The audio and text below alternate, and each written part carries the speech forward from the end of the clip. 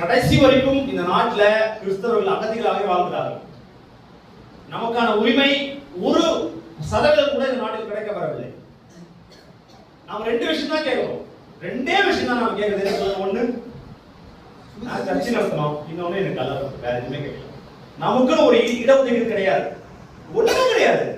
நம்ம கேட்க 2 விஷயம் தான். அந்த 2 விஷயத்தை கூட இந்த அரசு செய்து கொடுக்கல. எந்த அரசுமே செய்து கொடுக்கல.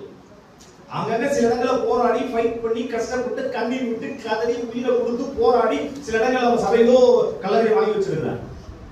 அதுக்கு அவ்வளவு பாடுபட வேண்டியதா இருக்கு. நம்ம என்ன செய்யறது? என்ன செய்யலாம் அப்படின்னா, ஒரு தலைவர் சொல்றாரு, இஸ்லாமியர்களுக்கு ஏதோ ஒன்று என்று சொன்னால் அவங்களுக்கு ஒரு கட்டமைப்பு இருக்கிறது. ஆனால் கிறிஸ்தவர்களுக்கு என்ன கட்டமைப்பு இருக்குது? ஒரு கேள்வி. உங்களுக்காக பேசக்கூடிய பிரதிநிதி யார்? உங்களுக்காக நிற்கக்கூடிய ஒரு பிரதிநிதி யார் என்று ஒரு கட்சியினுடைய தலைவர் பேசுகிறார். இஸ்லாமியர்களுக்கு ஒரு தலைமை இருக்கிறது, பல கட்சிகள் இருக்கிறது, அவர்கள் மிக கட்டுக்கோப்பாக இருக்கிறார் ஒரு குறையின் கீழ்.